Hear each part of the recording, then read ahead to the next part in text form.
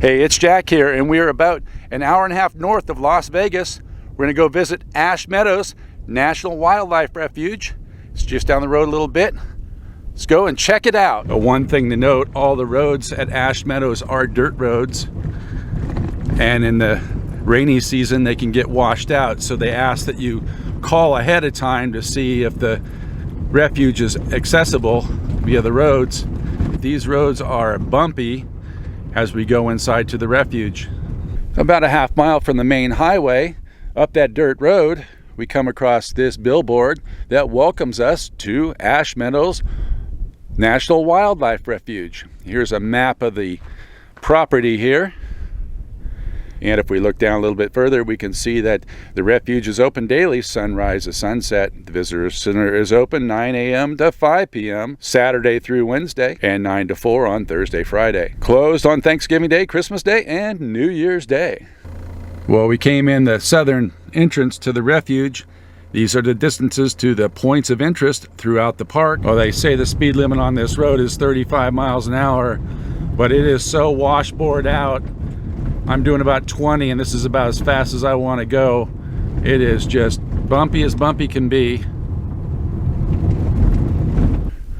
Well, we've reached the nature trail called Point of Rocks. We're under this awning, and we can see on the map, this is where we are. We're going to walk on up this nature trail here. There's pupfish up here, and that's rare. It's only available in this part of the world, the pupfish. So we'll walk up there and we'll go on up to the amphitheater. As I'm walking along here, it's about 58 degrees out here today. Comfortable, not hot, that's for sure. Well, believe it or not, they have fall colors out here in the desert even. We look out here at the foliage, we can see these trees are changing their colors from the summer green to the fall. Yeah, this is an oasis out in the middle of the desert. Hence the reason for all the color. Now, along this trail, they have these signs that pop up that give you some trivial facts about what you're seeing. I mentioned earlier about the fall colors. Here's an ash tree, hence name Ash Meadows. And it's changing from summer to fall colors. They have this bench area where you could sit down, take in the sights. But one of the things I wanted to point out here, natural stream of water runs right through here, creating this desert oasis. As we walk around the corner, there's this bridge, and we get a better view of the water right here.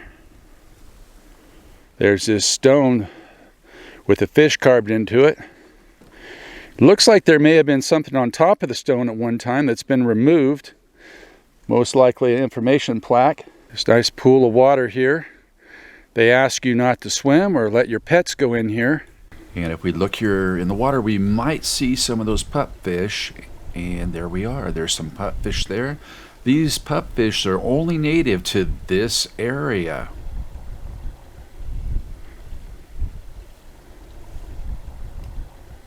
Well, here's a billboard. It says a bird watching paradise, and it lists the different birds that are available. We've got all these trees out here, and then opposite the trees is this bench. We'll sit here on this bench for a few minutes to see if any birds fly in.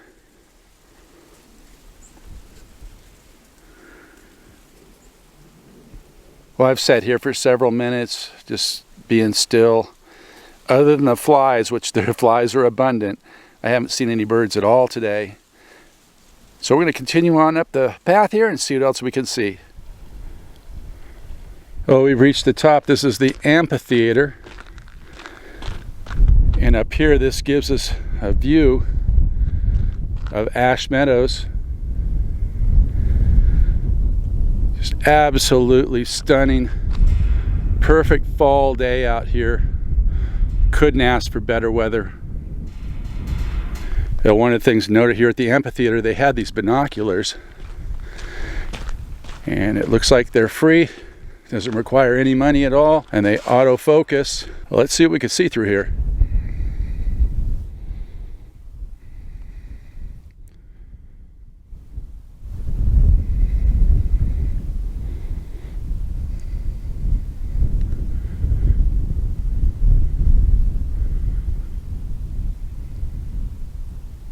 We're here at Devil's Hole, and the billboard asks where are the fish, and this gives us a layout of where the various fish are that are native to this area. Now this is Devil's Hole here. We're parked about right here.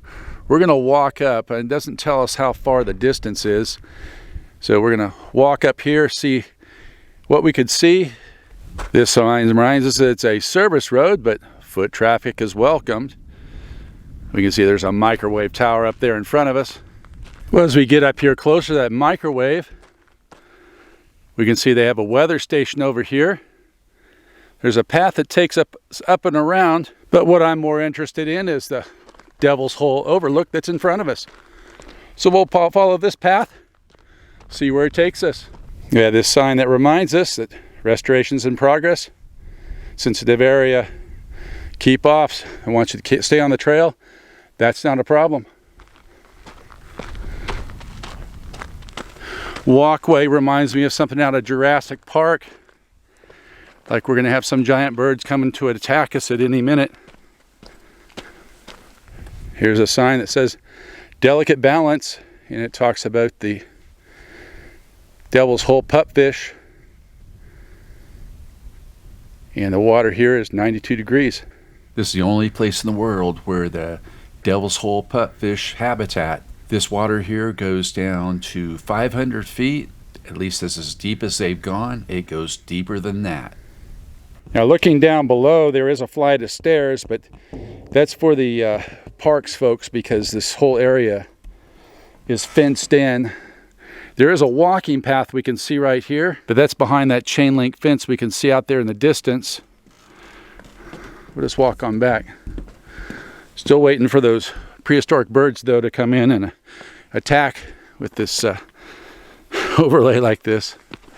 But now that we looked at the overlook, we'll take this pathway that runs along this fence line, goes around the bend there. We'll go check this out.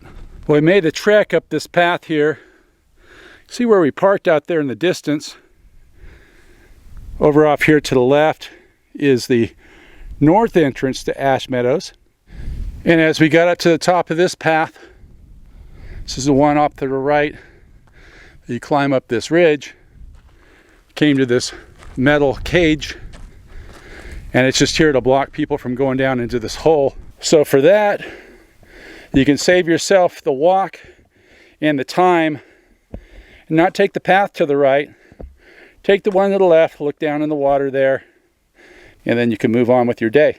Well, we made it to the visitor center. We can see off to our left here, there is a picnic area. Now let's go on into the visitor center and see what they have to offer. If you got mud on your boots, come up here and you can kick the dust off. Well, let's go on inside. Well, we come in the visitor center. It says greetings from Ash Meadows.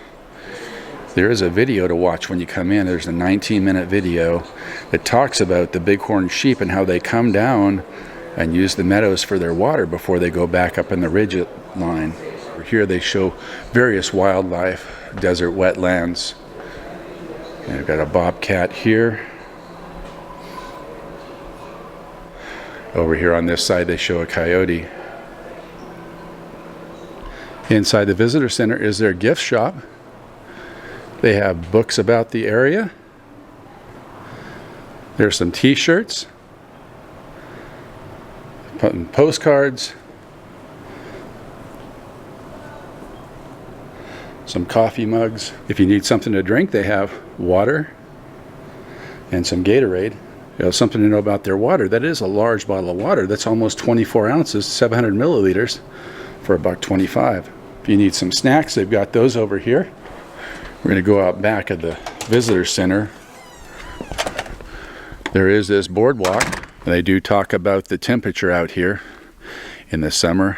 It gets up to well above 100 degrees Fahrenheit. That's 38 degrees Celsius for you folks that follow that. And this is about a mile loop. So what you're going to want to have is some water with you before you head out.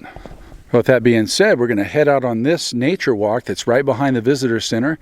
It's about a mile, and it's a boardwalk, so we'll just walk along and enjoy our afternoon. Now this billboard here tells us about the different peaks that we see, and that reflects right there. Out that way is Death Valley National Park. And that tallest peak we see right there, as billboard said, is 16 miles away and is 6,700 feet tall. As we walk up to this shady spot, there's this information table in front of us. This is where all things gather. Here's where we are, Ash Meadows. And these are the various tribes that are close by. And it also brings us up to southern Utah also, as well as into Arizona. Also here are binoculars where we can go up here and look out, look at the mountains.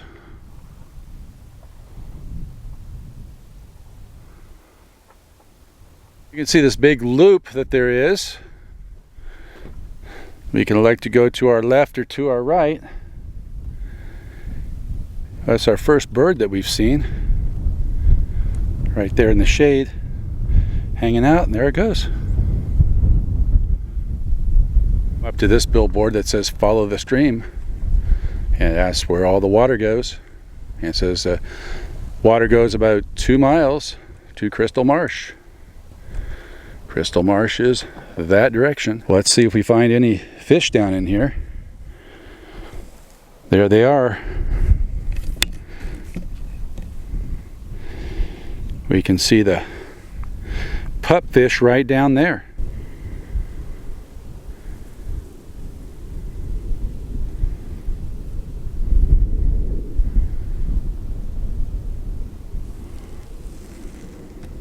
And one thing to note along this boardwalk, periodically they have spots to sit down and take in nature, have your camera, have your binoculars,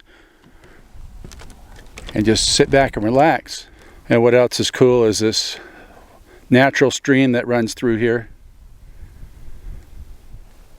And this billboard talks about the landscape and the different animals that are here. What I thought was interesting, pallid bats catch their food directly on the ground by listening for their prey's footsteps, and they are immune to the scorpion's sting, which I thought that was an interesting trivial fact. And here they've got these signs showing you what the various tracks look like. Here's kangaroo rat track, and down below here is coyote tracks. And here we've reached our furthest point out from the visitor center on this side of the loop, and we will continue off to our right to complete the loop back to the visitor center.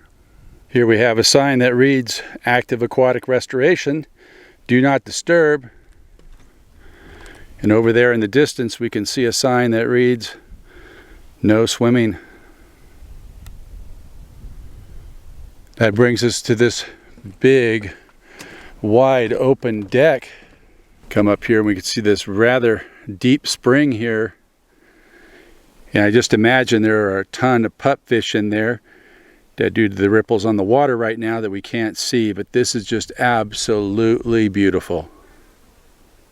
Water from the rocks. Well, if you're wondering where the water comes from, most of the water in Crystal Springs originates as rain and snowmelt in the spring mountains of southern Nevada. It melts down through the rock. And here's an artist's rendition of what we're looking at right here. There's that deep spring. And if we come up and look at it, we can see that right here.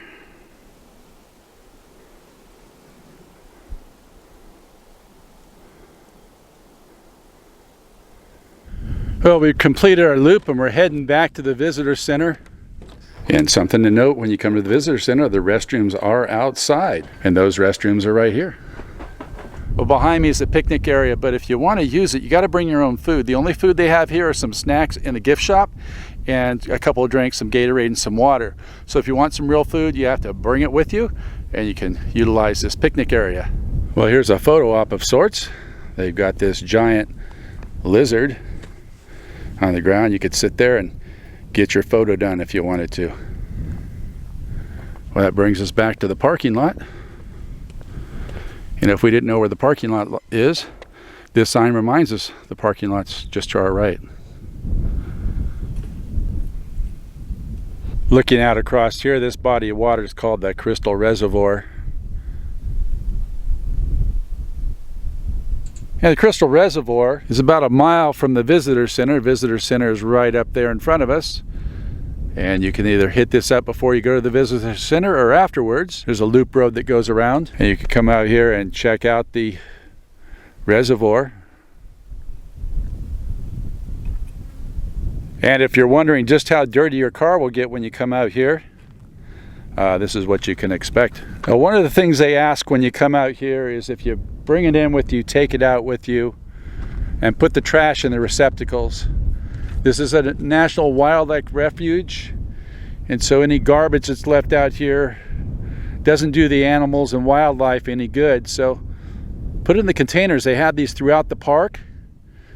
And in some cases they have a recycle bin, but when they just have the trash, just put it all in the trash can. In the northern part of the park now, welcome to the Longstreet cabin. And who was Andrew Jackson Longstreet? Oh, this is his picture right here. Notched his gun for each man he killed. Local sheriffs were not thrilled. 5 grooves placed upon that gun. Jack regretted only one. So let's go check out his cabin, see what it looks like. Oh, going out to the Longstreet cabin, they've got this boardwalk here, just like we've seen throughout the park. As we walk up here, if we look right here, we can kind of see the top of that cabin they're talking about. Well, as we come around the bend, we can see the cabin over here made of stone, built in what they call a fossil mound. Get up here and get a closer look. In 1984, a flash flood reduced Jack's cabin to rubble. Historic restoration experts painstakingly set each stone back into its original position based on photos taken in the early last century, and they concluded the restoration in 2006.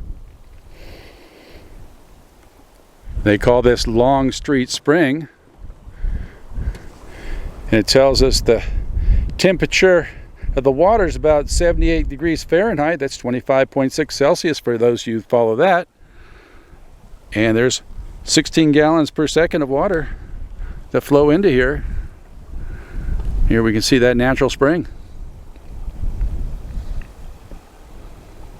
Getting to the cabin was easy. It's just straight up. It's about 3 miles from the visitor center.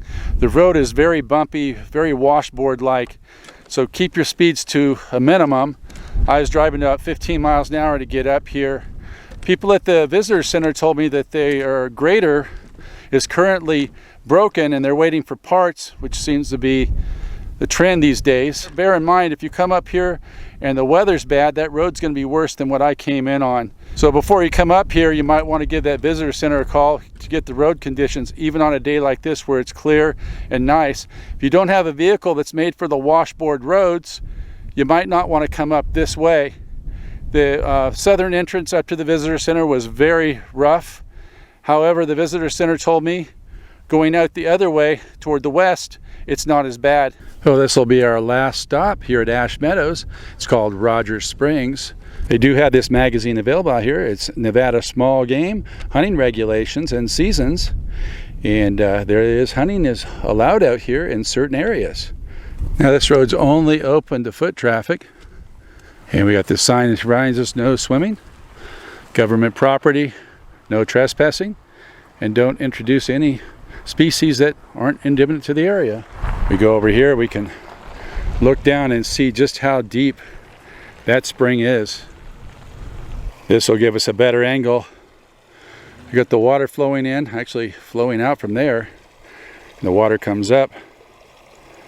You can see it down there with that moss flowing. The water's coming up from the ground. And then right here along the edge, but we can see some more of those pupfish right along the shoreline here.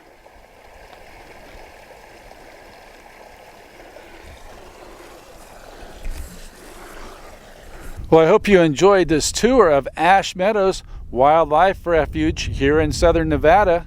If you like this video, give it a thumbs up, hit that subscribe button, hit that notification bell, and we'll catch you on the next one.